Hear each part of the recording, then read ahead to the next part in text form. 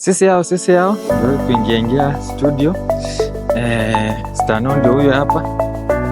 So tutakuwa live on TikTok leo, being a New Year's plans, na one of the most amazing guests mtaisikia. His name is Stanley Aruyaru. Stanley Aruyaru is an author, he's a surgeon, laparoscopic in general. He does amazing things. I mean, he's a medical director huko PCEA. He has worked in many mission hospitals. He's a mentor, a leader, a public.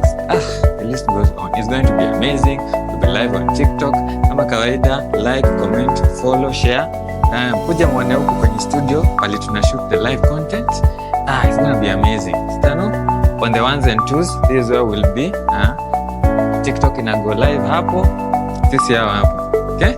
Yeah, so my guests will be here and we will do some amazing work. So stay tuned, maze. Fly. Alright. Daktari Akwikwan, it's a happy new year. It's 2025. Mambo lualua.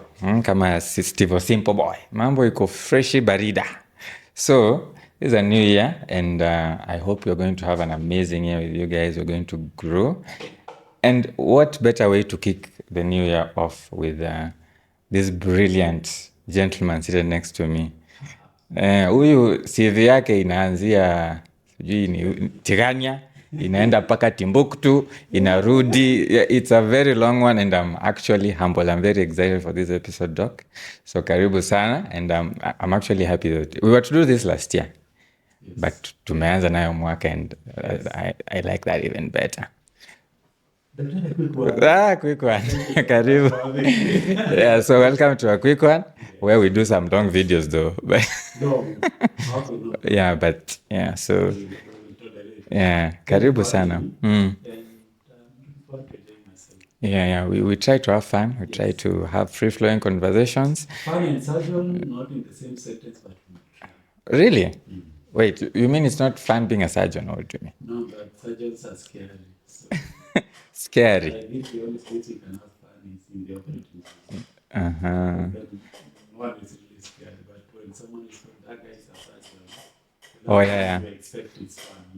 You expect a very serious person. Life and death situation, blood, sweat and tears, literally or not literally, and other body fluids. So it can be scary to people, but of course not to those of us in the craft. Exactly. Those in the craft know that surgeons are the biggest jokers out there.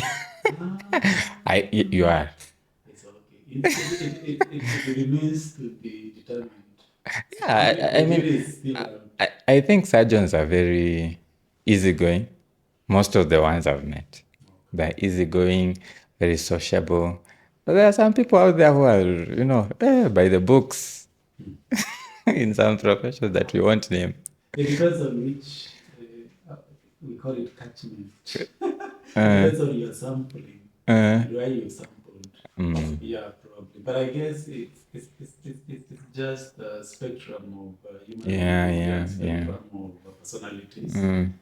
But you might find that surgeons lack in patience. You might find certain attributes across. The sweetness, the incisiveness, and impatience. Because those are the more or less ways or innate subconscious traits that we've been cultivating in our training or we've been socialized. Because you're there in the adrenaline space of saving life. So when things are a bit slow, when people are slow, it irritates you. This is something serious. Wait, so let me ask you, now that you've brought up the person, okay, now we've already established he's a surgeon, that's part of introduction. So now, we've just jumped right into it. So now, this issue that I don't want it to go away, personality and career paths. Do you think your personality determines your career path, or your career path will shape your personality? Because now you're saying surgeons are a bit impatient in their nature. Were they impatient before? That's why they tended towards this? Or is it the nature of the craft that has, folded them into... Interesting. I think it's nature question that you can't quite separate the meat and the natural. You wouldn't know, is it the You egg wouldn't know. or the chicken? Egg or the chicken. Which So one came you would first? say someone was born maybe clumsy and lazy and slow, and then that was beaten out of them when they went through the surgical training. Or someone was always, quick and swift and impatient of sorts, and that's how they drifted into this because it fitted them. But I think there are enough research out there, and I invite viewers to watch and read that look at the personality of residents during the matching of the programs. I think they okay. around there so that you can say this type of personality could be drifting towards this. But granted, even if you go down to the undergraduate studies, the personality that takes medicine is often, the type A, exactly. who has conquered every other available Looking for a new challenge. course, and the top is medicine and surgery, and that's what you want to take. So it is a continuous selection process that by the time you're getting to specialization, you're already looking at a different league, so to speak. So if you could water it backwards, you might find, but I don't think there's an answer. But in my second book, I speak about something called the idiosyncrasy of neatness. Idiosyncrasy of neatness. As an opening to my second book. And my second book, which is not yet out, what I'm writing is premised on a few things, like the way of the surgeon, a few idiosyncrasies and ways of doing things that we surgeons have been socialized to adopt, that then we kind of find ourselves adopting in our day-to-day life. If you walked, for instance, into a surgeon's office, vis-a-vis another specialist office, might you quickly tell, this one looks surgically set, for instance.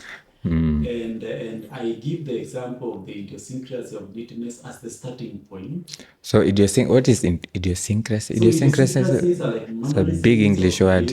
Okay.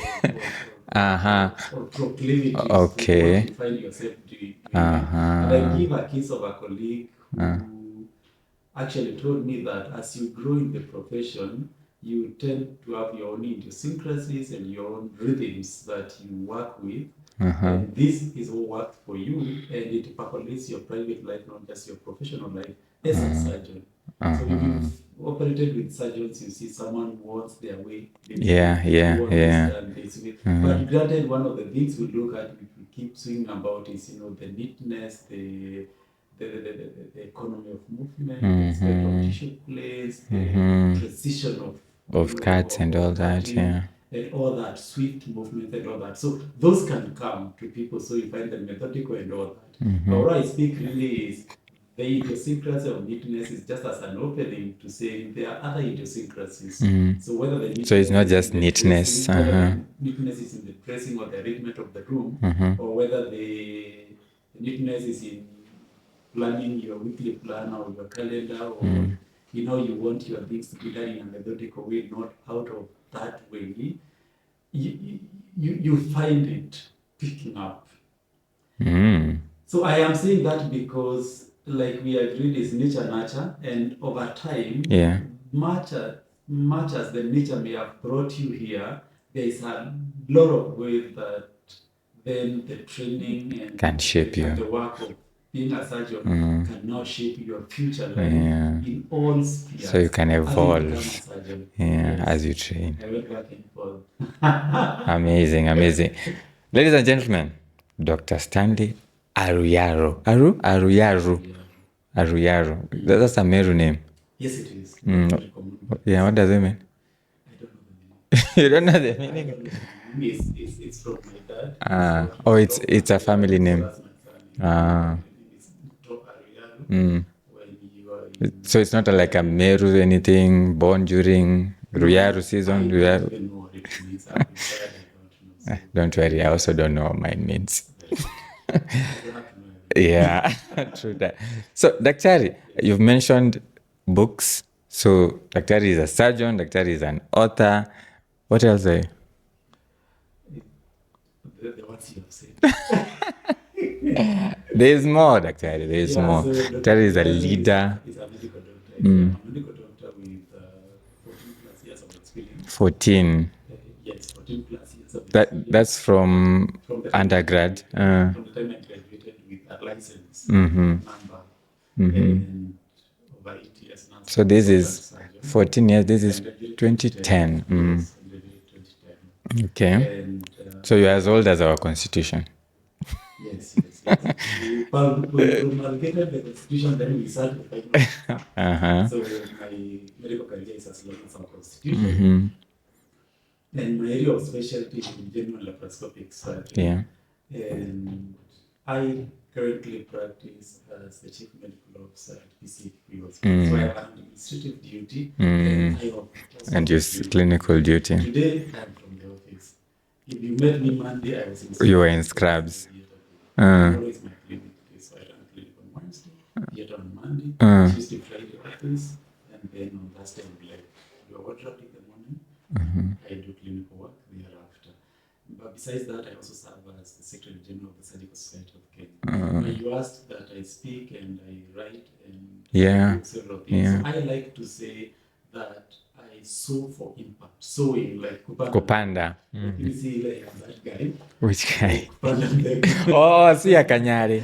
See a 310. So sewing for impact is for speaking.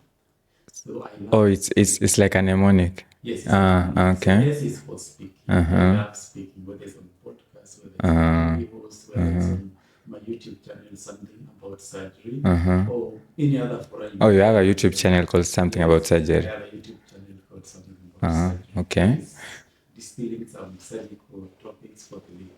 Oh, okay. So not for like teaching. No, necessarily. That is for that, probably for teaching it will come another time. So that is speaking. So Then on the O sword is there. for operating. Okay. Operating, surgery. I have said I'm a general laparoscopic Yeah. surgeon. And So then speaking, W is for operating, writing. and writing. W is for writing.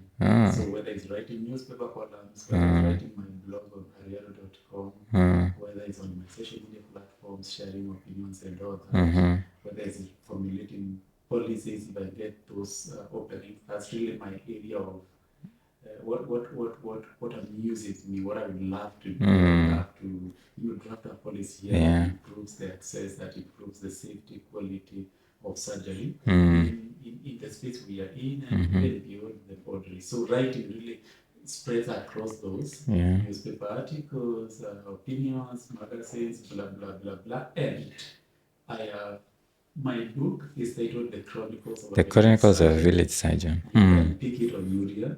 Store. It's an online store. And then I have my second book, which is not yet complete. I wanted for it to be done by last year, but I couldn't. And I'm hoping by mid of this year I would finish my bit and then I submit. You said the introduction. We talked about the introduction, but what's the name of the book? No, I haven't given it. Oh, you haven't given it a title. Do the title at the last. Sometimes you share with the editor or the publisher, and they edit for you, and they have to tell you. Maybe we tweak the title. Yeah. So yes, I have two possible candidates titles, for candidate. But I would do a lot of consulting and find out which one would be more applicable. Yes, but what I mentioned is actually the heading of the introductory chapter. Which is the idiosyncrasy of neatness. Which introduces all this concept of what are those mannerisms of surgeons that you can pick, for instance, at an early age.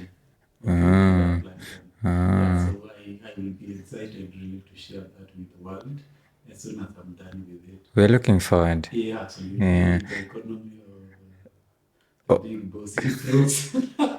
Wait, so you wrote, when did you write your first book? The Chronicles of a Village Surgeon came out in 2021, after COVID or during COVID? That was during COVID. But you had been writing it. How long did it take? I've been writing it from maybe 2019. It's an anthology of shared real life experiences with patients. Okay. And I started initially by a blog. Sometimes I will share patient experience that touched on our healthcare system, healthcare delivery, the challenges we have, bit on access, financing, So all those. at that time, 2019, you were already a surgeon? Yes, I was. I graduated 2016 as a surgeon. I concluded my training in 2016. 2016. Wait, you finished med school in 2010. Yes. In a span of 6 years, you're already a surgeon. Yeah, surgeons are efficient, I told you. Wow. How is that? So I think med school, then internship. Then residency. You didn't do what some of us are doing right now. What some of you are doing right now. I only did it for 4 months. For 4 months. I did my internship in Consulat Hospital Nyeri.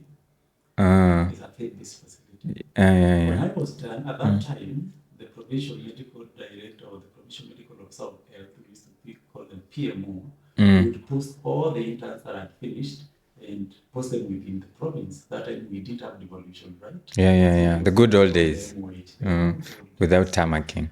Without tarmacking, automatic absorption. My payslip used to have a retirement date. Permanent and pensioner, I think it used to be 2050 something. Immediately after you finish internship. You could only see the projected retirement. Wait, that's during internship? Yes. Payslip would have them wage logo. I don't remember how the current one looks. But nonetheless, so when we finished, our unit or our station was late to submit our names to have your house. The hospital. Medical officer. That's Consolata now. Yes. And it meant that beyond this deadline for the province, we have posted. So the remaining centers will submit their names to the MOH. From the national. So the 4 of us who were in Nyeri were posted to far-flung areas of the country. My colleague was posted to Marsabit.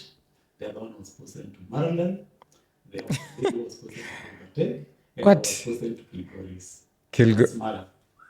In Narok County. Places you would never want to go. Yes. So, when I went there, I reported at the beginning of June. Then I started my interview for residence beginning of around August. So, I'm just 2 months. 2 months. Then August, I did the interviews. Then by October, the feedback was out. That you had. That I needed to come for residency. So I essentially worked June, July, August, September. As an MO. And October. Wow. And November, I got my resignation and came back. To Nairobi now. Yes. Wait, you done your undergrad in UN? No. Oh, you were in Moi. They're now struggling Moi. They're not struggling. Well, at that time, were you taking 9 years? No.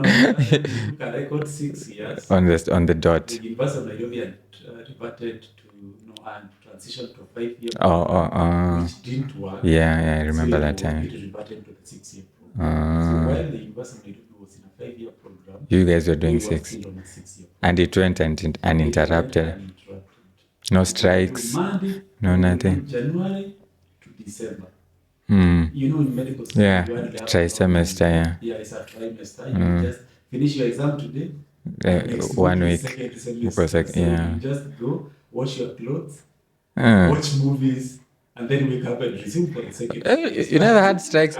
For us, we had lots of strikes. Had student strikes, doctor strikes, nurses strikes. And I don't know, it seemed like a bad thing, but we really gained a lot of out-of-hospital experience during that time. I mean, we used to play football, used to now, enjoy ourselves. Yes. Well, it was a good thing because we ended up taking 7 years, but in retrospect, I think... I see. In our time, we didn't have strikes. It's amazing. We didn't have by the lecturer strike. Wow. It was in the first term of the Kibaki government. Kibaki must have been a really good president. I think they were a little more civil. And all that. So things worked for quite some time. Even after the post-election violence happened and Eldoret was heavily affected. I remember things eventually quickly settled down. And you went back. We still were able to finish our training without major disruptions. And remember at that point, the doctors in Kenya were not unionized. There was no union. They were not Yeah, I was with Miss Sikela. I was telling me the union was formed in 2011. Yes, and read my article. It's called From a Dream to a Resounding Reality, the Inception of the Kenyan Doctors Union. I published in 2012, medical internship. Where is it published? And it's in the Pan-African Medical Journal. And it depicts the struggles and the starting and all that, because people used to be frustrated. In fact, the union started as a Facebook group. It was called United Against the Poor Pay of Interns. It was founded by, I think, who was there? There are a couple of colleagues. I don't remember them offhand, and I might misquote, so I won't quote names. You were in internship yourself at that time? No, that time I was in medical school. As a final year medical student. This is the Facebook group. There was no WhatsApp that time. This was a Facebook group called United Against the Poor Pay of Doctors. And it was started by a few colleagues in, I think, Bagavi. And then the senior medical students joined in participation. So when we finished medical school, as we waited to be posted, there was still an issue with automatic posting, because we graduated in December and we started our internship in April, when we had anticipated we would start probably by the end of January or beginning of February. And we had to do a march to Afya House to demand our posting orders. Now, the momentum was gaining traction, and the founders, Kina Onyimbo Kerama and the rest of the team, I think he had just cleared his internship, because Onyimbo Kerama was my senior in undergraduate. He was 2 years when he was 6th year. I was 4th. He was your. I was an intern. Okay. If I'm not wrong. But what gave life to this is the Constitution of Kenya, 2010. And the article on free association. Oh, so it legalized unions and all. It legalized unions, even in an area that had been stifled. Because now you couldn't come and pull essential services card, because the mantra in law is anything that is inconsistent with the Constitution is null and void to the extent of the inconsistency. So that's how KMPD was formed. Okay. From an activism Facebook group. And then the team started. Union. Then we meet in Total where all mobilization was going on, all that. I remember the founding chair, Victor Ngani, I think he was the founding chair. I think he was the founding chair. I think now they were around mobilizing people, telling them, please register, please register. I still remember sending my M-Pesa. It used to be 1,030 shillings. 30 shillings is for transaction.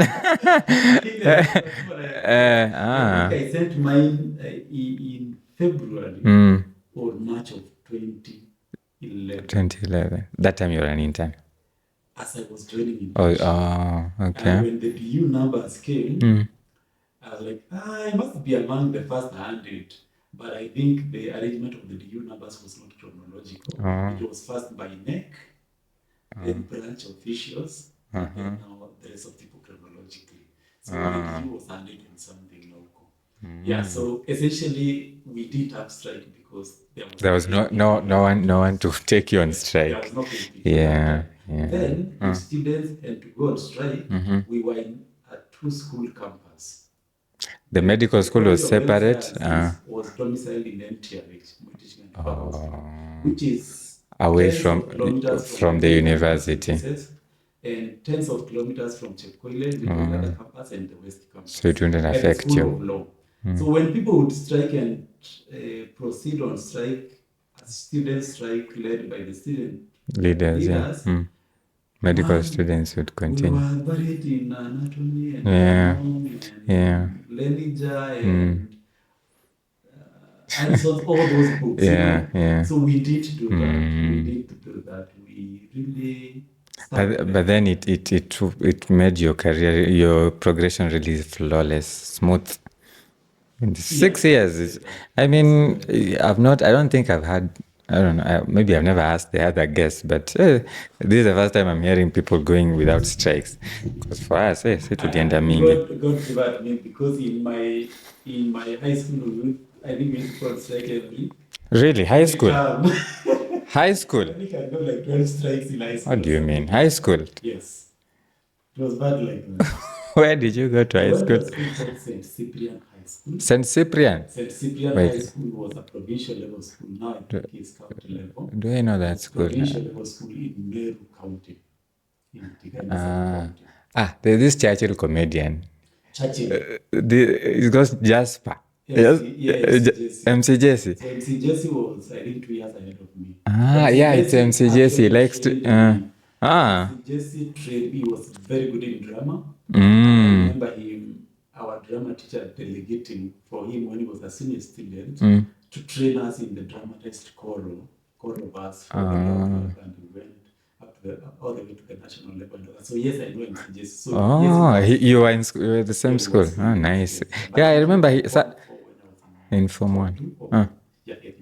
Yeah, because he mentions that school a lot in his skits on Churchill. Yeah. Okay. So you went on strikes a lot in high school? Yeah, I went on strikes a lot. It was the ignominy of having had a very nasty strike in 1991. Initially it was mixed. Then there had this nasty strike, and I think 19 girls lost their lives during that strike. Whether through stampede and trampling on... So it was a mixed boarding school. And dormitory was set on fire, all that. So it was a mixed boarding school. Set Kizito. Initially. In July of 1991, they went on rampage. Lives were lost. The school was closed down. And then it was reopened as a boys-only boarding school. And then a girls' school called St. Angela's, which was like 4 kilometers away. For they to accommodate the girls. It has taken a life of its own. And continues as a boys-only school, and St. Angela's continues as a girls-only school. So I went to St. Cyprian, and every so often there would be a strike. Unrest. Entertainment was not okay. Yeah, classic teenage things. Yeah. We don't have a water bus. Yeah. So it disrupted your learning. All our own problems. All our own problems, and enough share of strikes. Up and until towards the end of Form 4, so much so that we couldn't do our mock because we went on strike. And you feel frustrated because you are just clinging to that hope that once I'm done with this high school, man, I just need to be done with this so I can get university education and secure a job. Instead of saying, oh, I want to do what I want, I'm passionate, that was a myth for us who have struggled to come out of really humble backgrounds, influencing for poverty. Wait, so you're from a humble... Wait, this is the story of high school. So you managed... because I know to get into medical school, you just mentioned you're from a humble background. So I presume there was no parallel for you.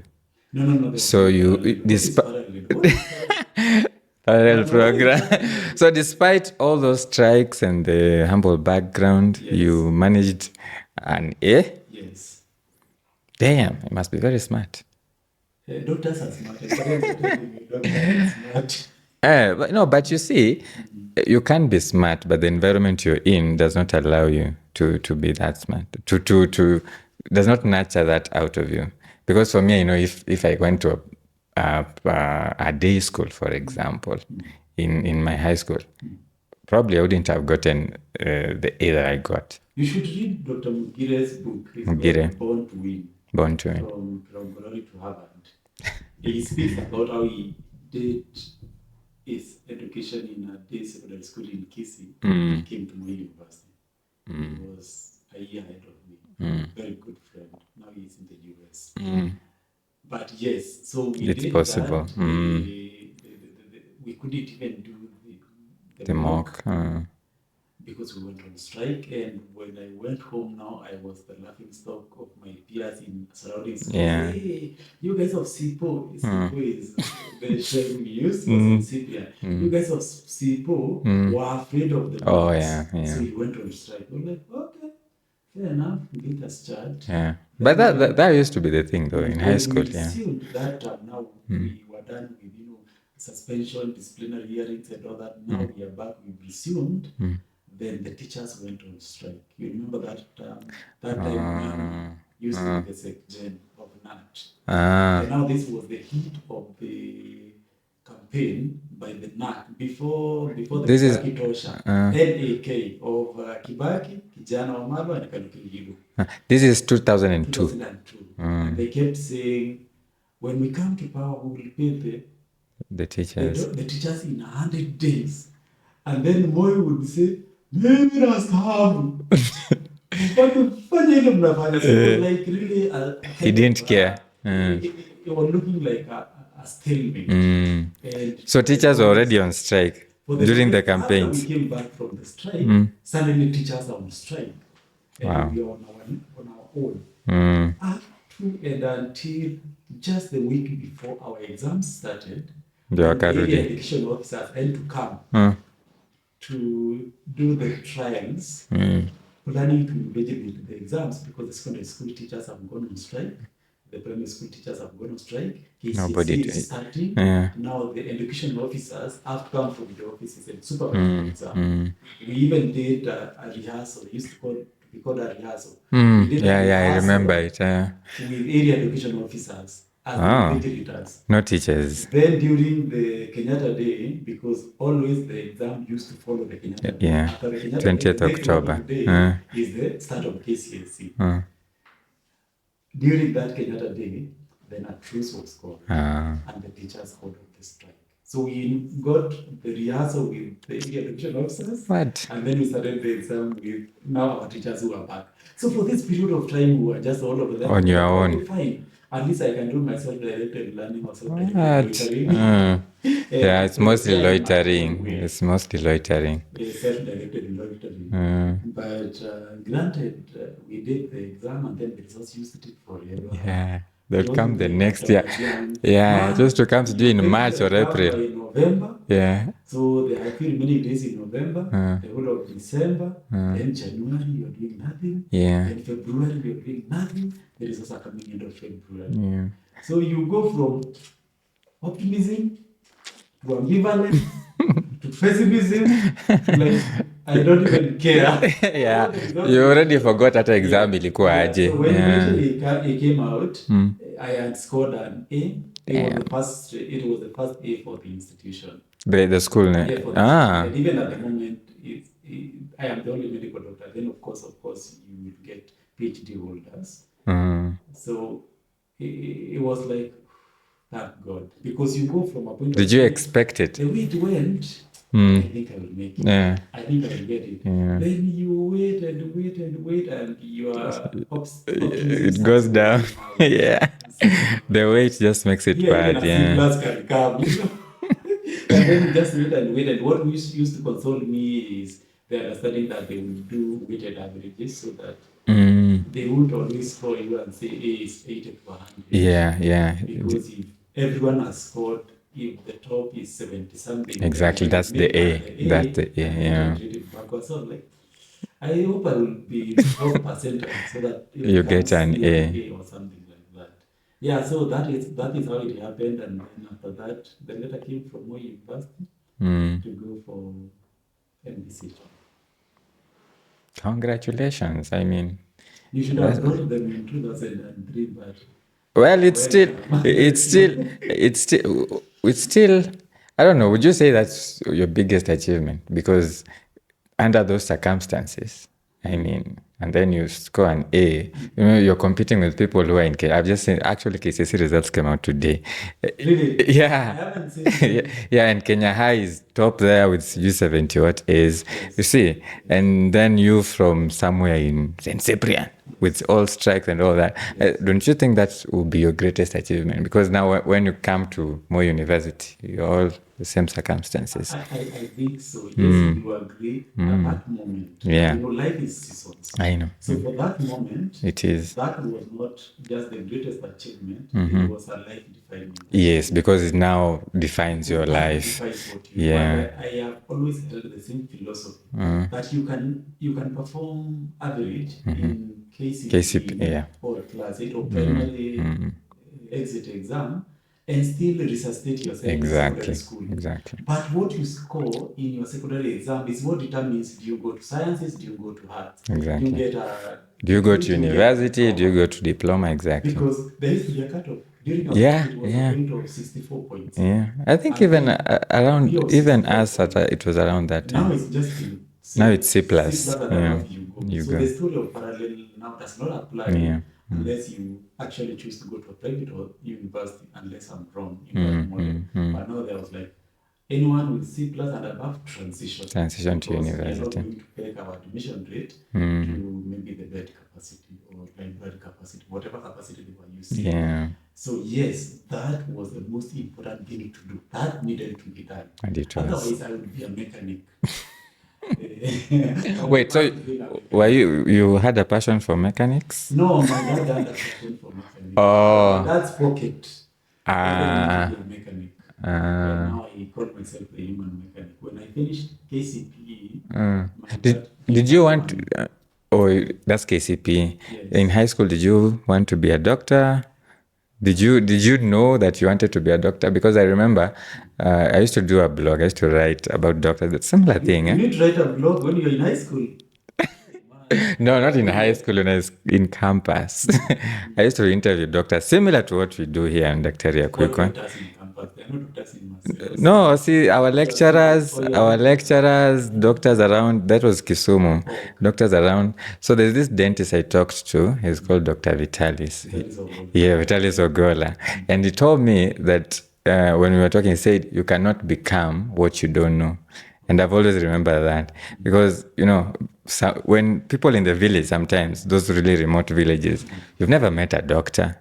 Exactly. Yeah. In fact, when I was growing up, up until I went to high school, there was only one person with a degree. We used to walk when he had come for the school holiday, for the holiday, to see how a person with a degree looks like. We used to think a degree is like the entire village. An ornament that you carry around. No, I didn't know a degree. Yeah. A certification in a form of a paper to, objectify your certificate or something like that. So Ogola was right in that the extent of your horizon can only, the extent of your imagination can only be built. Yes, what you know, what you're seeing. I grew up in a really disadvantaged environment because there was no doctor to look at. Yeah. I used to travel for kilometers during this seasonal bouts of diarrheal disease or what was Christian malaria, which I never knew whether it was malaria, to go to my health center where they would boil the syringes in a boiling sufuria, inject me with those funny anti-malarials. And the person we met there, we said, that is the doctor we met. But he was a nurse. Exactly. Or a clinical officer at the most. Yeah. But when I finished primary school and the letter from my secondary school came, my father went to pick the letter because the teacher said, I'm not giving you, tell your father to come for it. And the father came, my father went for it and they asked him, so where are you taking this guy? He's like, this guy is going to the village polytechnic. Not the Tibet, the village polytechnic, the one for artisans when you finish class 18. And in 6 months you've learned something. Course. You can chomelea, you can do something. And they say you cut your cloth, you cut your cloth. What did you get in KCP? 501. At that time you were doing 7 subjects. And it's a record that's good for 13 years. So based on the location and the capacity and the infrastructure or the support. So they told him, no, you can't do that. Don't deny us our first doctor. So maybe that's where the seeds of imagination were sold. And then he came and said, you know what, you guys see your thing, this is what I can afford, this is where I am taking him. And when we are shopping, we picked that kasaduku and a few things and a panga. And then we were ready to go to a panga. A panga was one of the requirements. That's one of the things you did. Come with a panga. Oh my God. You were not asked for a panga in high school? No, maybe a hockey stick.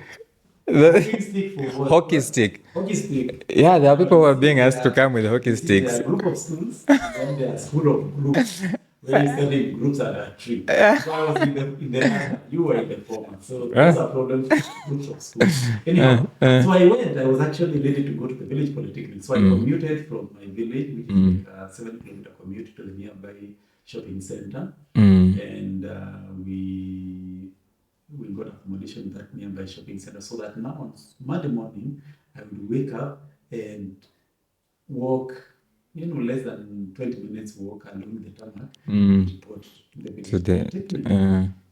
And then that morning, the parents and the teachers got wind of the developments and they sent someone to stop us in our mischievous ways. You and your dad heading to a polytechnic. So I was taken back and told, no, you're not going to report there, come back. So I was like, what's happening? The parents and the teachers have said they're conducting a Harambee, so they're not reported Form 1. So that's how it happened. I reported Form 1 in March, and the rest of the people are coming back from midterm. It was so You're already late. But my slot was already there because I think I was the first pick for the school because of the score. Yeah, so when I came to secondary, the teachers kept saying our university has produced every specialty. Teachers, engineers, except a doctor. Except a lawyer and a doctor. And I was inclined to sciences. So I said, there's that. Bring it on. Hold my drink. So we started chewing the books. And you chewed properly. And here you're so very inspiring.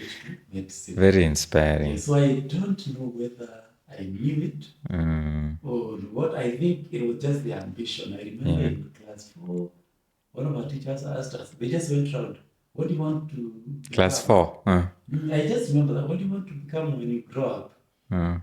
People said this, people want to become a teacher, become whatever, like you are saying. People you can hear, what you can see. Yeah. I said president. And then there's no social media or internet, so there's nothing to go back and look. This is what oh my God, yes. President. So anyway, I wanted to be a pilot. It was just, you can still become a pilot. Come on. Look for money. That was a school of aviation. No. No. I think it was just the fun of seeing something flying up there. I mean, but... yeah, absolutely. I think it's George Bernard Shaw says. George Bernard Shaw. Yes, it's an Irish poet. It's an Irish playwright. And he says, he has several quotes, but one of them that relates, he says, every profession is a conspiracy against the lay. So if you look at medicine, if they come so far, there is nothing fancy. So everyone can say what we have been saying. Exactly. But the moment we start writing, those are writings for those who are. I tried. So for those who have a bad writing, likes of me. DX, RX, now Sydney anakaa kando. Everything. Now people start getting work. And then they see the scraps and they hear the language. And like, okay. And afloat. So that is what attracts them. So even you, I'm sure, when you get there and you see the captain's attire and our dress and they're taking controls at the cockpit. You're like, wow. And the closed-loop communication. You're like, that is... I would want to do that. That one is exciting. It's conspiracy against the lady. Exactly. So I'm sure you would go there and then say, oh, this was it. Let me go back to medicine. Good. Now let's conspire against the lay kidogo also. Let's go back to medicine. So when you say Chronicles of a Village Surgeon, Kikuyu is not a village. No, but I wrote it when I started writing it when I was in Nyeri. And if you read the book by... It's called Cutting for Stone. Cutting for Stone. Abraham Verghese. Doctor, you've read books. Abraham Verghese is a professor of internal medicine in Stanford. And he writes in Cutting for a Stone, he tracks a missionary surgeon who comes from rural India during the colonial times, settles in Ethiopia, in a village, in a mission hospital, continues working, and then he takes off, never to be seen, sneaks into Kenya, and takes a flight to the US, and goes there, and he is received as a very serious surgeon, and starts even training residents there, until one of his sons starts looking after him after he has grown and become of age and goes there also and trains. It's a funny story. And then, so they used to call him Dr. Stone FRCS. Now, this is classified. Yeah. They used to call him Dr. Stone FRCS. And one of the colleagues used to have this teasing and banter. I think he's a gynecologist in those characters. Yeah. So, FRCS is supposed to stand Yes. for Fellow of the Royal College of Exactly. Surgeons. So they will tell him, you're Dr. Stone, farting down the countryside. No. At the point, FRCS, it's funny things. Yeah. So I was like, okay, I'm a village surgeon FRCS. Actually, I started, I was very busy in Facebook. No matter. I was very active on Facebook, no matter. Yeah. And I would say village surgeon FRCS because I was in the village at that time. Nyeri was village. It was where the sickest would come. Yeah. Where I would imagine if this came to the tertiary level where I operated, when I was where you trained, this would have been a difficult issue. But now, his ear is in the extremes where I trained people would come early. So for what you are told, this appendicitis, it would come within 4 hours and the signs are not You're not even sure it's appendicitis. You're not sure, Exactly. Have you done analysis? In the village, it has spent 24 hours or 36 or 14 Not even. or 72. Or it comes with peritonitis. So it is screaming at the door. Or it's ruptured. Everything is telling you, I am here. Yeah. And you look at them, man, the first time I landed, my theatre list was purely chronological. I will tell everyone, the interns, write for me the theatre list for everyone who is in the ward waiting for surgery, and one column, write date of admission. Because at this point, everyone is an emergency. Yeah. And the only clear and just mechanism of triage is the date of admission. Who came first? Yeah. Wow. Because what else? It was that bad. Wait, so they would... I went in during... Emergencies would go to the ward? Yes. Instead of going to theatre? Yes. They are waiting there. Or you have an open fracture, it has had a surgical toilet, but there's a second surgical toilet waiting. Another guy on traction waiting for fracture position. Another guy with a bowel obstruction who is not responding to conservative management. All of them, as it stands there, belong to the emergency list. Exactly. And when I went... So everything is an emergency. It was during the 100-day doctor strike. Oh, the lipa kama tenda. The lipa kama... Yeah, that was the 100 one, yeah. Dr. Obonyo and myself wrote an article in the World Medical Journal. Dr. Obonyo Lawrence? Yes, Lawrence Chapanso. Not Lawrence. Chapanso Gikenyi Obonyo. In Australia. We wrote a letter about, we wrote an article about the experience when finally the 100 days strike came to a halt. This time, when you are there, essentially, elective services are kind of suspended. Yes. And the hospital is bursting at the seams with the emergency cases. Anyhow, I was rude or everything, or like, okay, those are fancy things, but here, this is where we are, this is what we can work. So I started calling myself the village surgeon. The village surgeon. I actually used to sign off hashtag village surgeon FRCS. And I didn't want to write the FRCS in mind, borrowed from Cutting for Stone. Yeah. But nonetheless, when I started writing the cases now, like this is a case study of this patient that I've gotten. So you were writing case by case on Facebook? Case by case. I would do or a blog. An itemized Facebook post or a blog on my website. And then along the way, when I got married, my wife was like, look, you write these cases in your blog and all that, why don't you compile them into a book? And you can even compile 40 stories for your 40th birthday. That is unfortunate. Anyway, so we targeted 40. 40 stories. But we did hit 40 because I gave myself a beacon and a timeline within which by this time I should be done with this. Otherwise, it will just be analysis. Analysis. You want to publish it. So eventually, I did 28. And I published. I've done another so many that I don't know if they will. Eventually, I will get a package to publish, but my focus now is to do this other perspective. I spoke to you. So that's the reason why I call myself a village surgeon. Because in Nyeri and in Meru, it was a village for sure. There's one thing I usually really miss about Meru is uncertain collecting data. I used to call it the distance covered to see a surgeon. Yeah. And you would see people coming from rural Kabani, off the Rakanidi, from this side of Marsabit, I don't know if it's Mandera or Mayale. People would come from Ethiopia and cross over to the Kenyan side. Really? And then come. People would wake up, walk to the nearest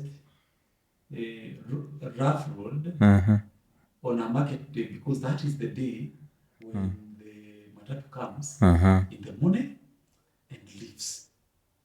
Maybe there are only 2 matatu that apply that route on the market day. So they would go that day, take the matatu and go to the next sub-county headquarters, which then they have a frequent matatu. Then they will sleep there. Then they will take now that matatu and come to town. This person has appendicitis. So just for example. Then they will now come and sleep around Meru or around Isiolo. Then now in the morning they will come. So when I see them and I'm giving them an appointment, they're tired. You can't send me for this scan and tell me to bring the results after 2 days. Because 2 days... 2 days is my journey, yeah. So now I have to align. So it was looking really, really weird. And I had certain things, okay, when did you start coming? Where did you stop? How many kilometers? But I knew, in my mind, I would now geotag them. I would ask them. Oh, you are collecting data. I was collecting data, then I went on leave, and then the computer crashed. That's very sad. God, but it's okay, no problem. So, for me, wait, so you were the only surgeon in the region? No, I was the only surgeon in my mission hospital. And when the patients will come, some will come to the mission hospital, others will come to the county and sub-county hospital. Wait, so I was collecting... You were posted in... You went back to Consolata. Yes, I got a position there. I wasn't posted because I was no longer in the government. Yeah. So when I was about to sit my exam, the CEO came and asked me, can you come and consider working with us? Because my colleague who was with them then had flown out to do a operation in Europe. Don't know the surgeon. They had a guy holding, and they needed me to come and consider. And I went and I started. And it was easy for me because I had faces I knew from my days as an intern. Okay. And I worked, I enjoyed working there, man. I worked there. We would do what? Crazy theaters, we do crazy clinics. I remember, I think I was clocking how many, like 400 surgeries, 400 major surgeries a year. 400. Yeah, it was busy. I had to throw essentially. You used to do everything. General surgeon operates head to do and refers the head and refers to a neuro. When appropriate. So when I went to my new station from Consolata, I worked there up to 2017, 18, and 19. And then by 2020, I went to St. Teresa in Meru. St. Teresa Mission Hospital, Kirua in Meru. It's called Kirua. Kirua. Now, people will know. Let's go to Kirua, we'll get it. Again, it depending on the culture, depending on the experience they have had, depending on whether there are shortages in the public facility, whatever you call it, whichever way. So people would come to Kirua because it's a mission through that kind of a problem. And I'm sure if I sat in the county hospital, probably it would be the same issue. Because really patients just want to know. They want to be helped. Where can I get the surgeon? When can I get the... Yeah, so I really understood what it means for someone to search for a surgeon in the farthest corners of the republic, in the village.